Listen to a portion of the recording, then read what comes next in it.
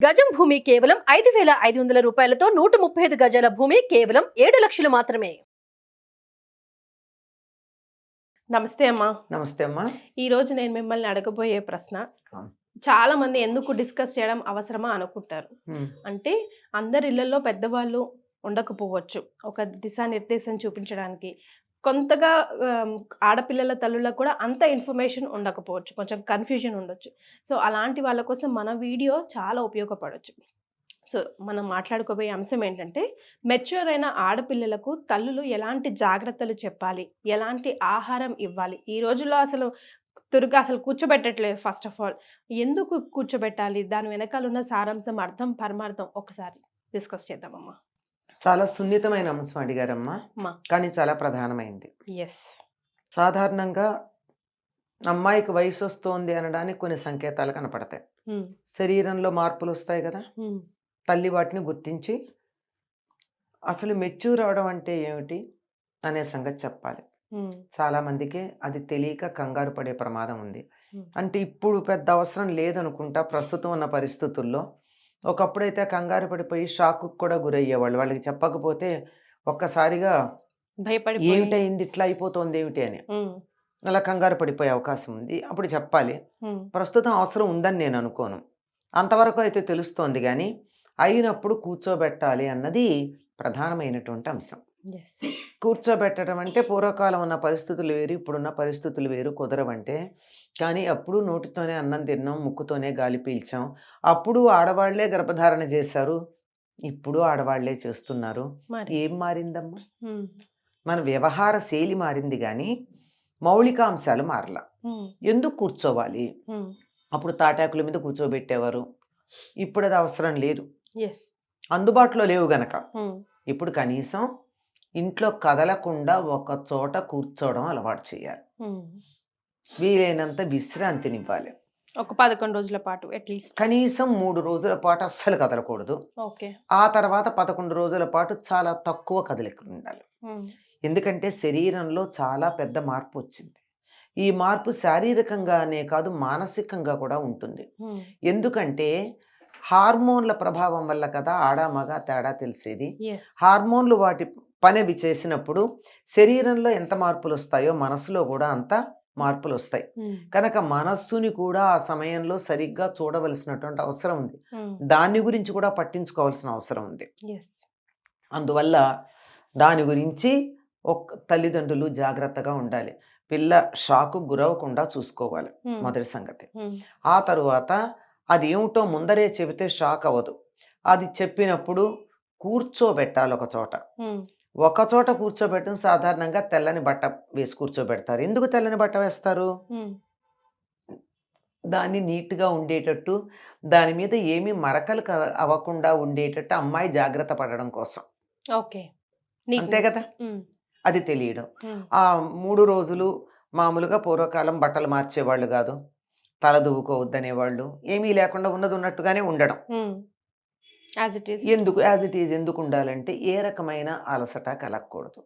ఆ సమయంలో చిన్న గాయం కలిగితే కూడా ఇన్ఫెక్షన్స్ ఎక్కువ అయ్యే అవకాశం ఉంటుంది అని. అంటే మార్పులు వచ్చాయి గనక దాని ఎఫెక్ట్ లైఫ్ లాంగ్ కూడా ఉంటుంది. ఇది బయటికి కనిపించేటటువంటి విషయం. ఇలా ఒక చోట కదలకుండా ఈ రోజుల్లో అలా తాటాకులేసి వేసి కూర్చోబెట్టకపోయినా ఒక మంచమో బల్లో ఇచ్చి ఈ 3 రోజులు దీని నుంచి నువ్వు వీలైనంత వరకు కదలకు. సిక్ పర్సన్ అనుకోండి, మనం మొక్కల్ని కూడా ఇక్కడి నుంచి అక్కడికి మారిస్తే ద ప్లాంట్ ఈజ్ సిక్ అని చెప్తూ ఉంటారు. 4 రోజులు తేరుకునేదాకా అతను జాగ్రత్తగా నీడలో పెట్టి ఇంత మార్పు వచ్చాక అలా చూసుకోవాల్సిన అవసరం ఉంది. ఆ సమయంలో ఇచ్చే ఆహారం, అసలు ముందర నేను చెప్పింది ఏమిటి అంటే శరీరానికి శ్రమ కలగకుండా ఉండడం మొదటి భాగం. వీలైనంత కదలిక కూడా తగ్గించాలి, కదలకుండా ఉండే వీలైనంత తక్కువ, అవసరాలకు మాత్రమే కదిలేటట్టు. ఇక ఆహారం విషయానికి వస్తే ఉప్పు కారం లేని ఆహారం పెట్టడం మంచిది. కారం అంటే ఓకే, కానీ ఉప్పు లేకుండా పెట్టాలి. ఆ తర్వాత నువ్వులు, బెల్లం, కొబ్బరి, పచ్చి కొబ్బరి కాదు మళ్ళీ ఎండు కొబ్బరి, ఇవి పెట్టాలి. ఇవి మనకు ఇంకా నేను వివరం చెప్పక్కర్లా. నువ్వుల్లో కాల్షియం ఉంటుంది, ఐరన్ ఉంటుంది. ఇది కొబ్బరిలో మిగిలిన విలువలు ఉంటాయి. బెల్లం పంచదారది కాకుండా బెల్లంతో చేసి పెట్టాలి. బెల్లంది. ఇది శరీరానికి కావాల్సినటువంటి రక్తహీనత పోగొడుతుంది. పైగా నువ్వుల వల్ల ఏంటంటే ఇటు కావలసినటువంటి పోషకాలు ఇవ్వడంతో పాటు అక్కర్లేనిది ఏదైనా ఉంటే వాషౌట్ చేయడానికి సహకరిస్తుంది. శరీరం వాతతత్వానికి ఎడుతుంది కనుక వాతతత్వం నుంచి వేడికి రావాలంటే నువ్వులు అవసరం. అందుకే పూర్వకాలం మరి ఉప్పు కారం లేకుండా పెట్టాలి అంటే పులగం పెట్టేవాళ్ళు. ఇప్పుడు పులగం చేసి కూడా అందులో ఉప్పు వేసి పెడుతున్నారు. లేదు, దాన్ని చేయడానికి పద్ధతి ఉంది.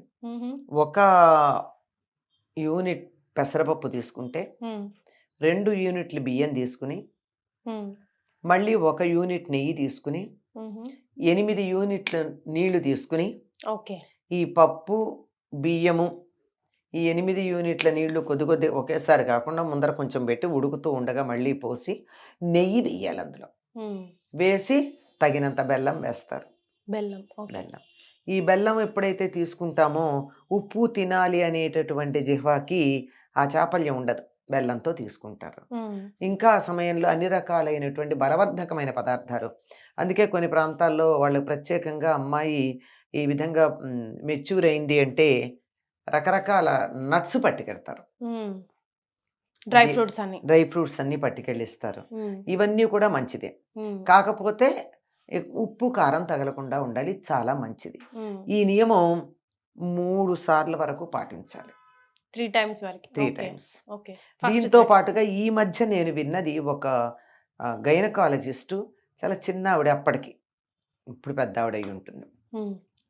ఆడపిల్లలకి లైఫ్ లాంగ్ టెటనస్ అవసరం లేకుండా ఉండడానికి ఈ మెచ్యూర్ అయినటువంటి మొదట్లో ఒకసారి టెటనస్ ఇప్పించాలట, 1 రోజుల లోపల, 15-20 రోజులకి. మళ్ళీ 6 మంత్స్ తర్వాత మళ్ళీ పీరియడ్స్ వస్తాయి కదా, ఆ తర్వాత ఒకసారి ఇప్పించాలట టెటనస్. 1 ఇయర్కి ఒకసారి ఇప్పించాలట. ఇంకా లైఫ్ లాంగ్ డెలివరీస్ అయినా మరేమైనా అసలు ఆడవాళ్ళకి టెటనస్ ఇవ్వాల్సిన అవసరమే ఉండదట. పర్మనెంట్ టెటనస్ ఇంజెక్షన్ అని, అది మళ్ళీ ఒకసారి కనుక్కోవాలి. ఆవిడ చెప్పడం వల్ల నేను కొంతమంది విద్యార్థుల్ని, అప్పటికి అయిపోయి ఉంటారు కదా వాళ్ళు, కొత్త ఏం కాదు, వాళ్ళకు కూడా ఆవిడ ఏదో మార్గం చెప్పింది. ఏమిటంటే ఇప్పుడు ఒకసారి తీసుకుని ఇంకో కొన్నాళ్ళ తర్వాత తీసుకుని, అది కూడా పీరియడ్స్ వచ్చిన 2 రోజులకి అని ఒక నియమం ఉంది. బాగా తెలిసినటువంటి ఒక గైనకాలజిస్ట్ దగ్గరికి వెళ్ళి చక్కగా కొత్తగా మెచ్యూర్ అయిన పిల్లలకి ఇట్లా, ఆల్రెడీ మెచ్యూర్ అయ్యి 1-2 సంవత్సరాలు అయిపోయి ఇంకా పెళ్లి చేసుకోబోతున్నారు ఆడపిల్లలకి ఎలా ఇవ్వాలి అని కనుక్కుని ఇప్పించినట్టయితే ఈ ధనుర్వాతం అని చెప్పేటటువంటిది టెటనస్ వచ్చేటటువంటి అవకాశం ఉండదు. ఇవన్నీ ఆ రోజుల్లో ఈ ఇంజక్షన్లు లేవు కనుక ఏం జరగాలి, శరీరానికి పటుత్వం రావాలి, ఎటువంటి ఇన్ఫెక్షన్ రాకుండా ఉండాలి కనుక నువ్వులు బెల్లం ఇచ్చేవారు. ఇటువంటి ఆహారం ఇవ్వాలి. తర్వాత జాగ్రత్తలు తీసుకోవడం తల్లి చెప్పాలి, ఏ విధంగా ఉండాలి, బయటికి వెళ్ళినప్పుడు ఎట్లా ప్రవర్తించాలి. బయటికి వెడుతూనే ఉంటారు కదా చదువు కోసము ముందర, తర్వాత ఉద్యోగం కోసం వెళ్ళినప్పుడు ఏ విధంగా మేనేజ్ చేసుకోవాలి. మరి శారీరకంగా ఇబ్బంది ఉండడంతో పాటు మనసు కూడా చికాగ్గా ఉంటుంది ఆ టైంలో, ప్రతిదానికి చికాకు పడిపోతూ ఉంటారు. దాన్ని ఎలా మేనేజ్ చేసుకోవాలి, దానికి తగినట్టుగా ఏ విధంగా ఉండాలి, వస్త్రధారణ ఎట్లా ఉండాలి, ఏ రకంగా డ్రెస్ చేసుకుంటే సౌకర్యంగా ఉంటుంది. ఎందుకంటే అందరికీ ఒకటే సౌకర్యం కాదు. వీటన్నింటినీ అమ్మాయి యొక్క శారీరక స్థితిని బట్టి తల్లి వారికి సర్ది చెప్పి సరిచేయాల్సినటువంటి అవసరం ఉందమ్మా. ఇక్కడ ఈ 3 సార్లు ఈ పులగం అన్నం అన్నామే, దీనికి సంబంధించి ఒక విషయం చెప్తా. ఎందుకు అప్పుడు అలా పెట్టమంటారు. తీపి పదార్థాలు కూడా తినచ్చు.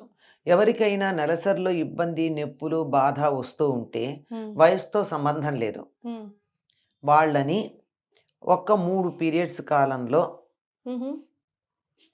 ఈ ఆహారమే తీసుకోమన్నారు. పెసరపప్పు బెల్లంతో కలిపిన అన్నం అంతే. ఇంకా తినాలనిపిస్తే మెత్తగా అన్నం వండుకుని పాలు బెల్లం వేసుకుని తినండి, మజ్జిగొద్దు, ఇంకే పదార్థాలు వద్దు.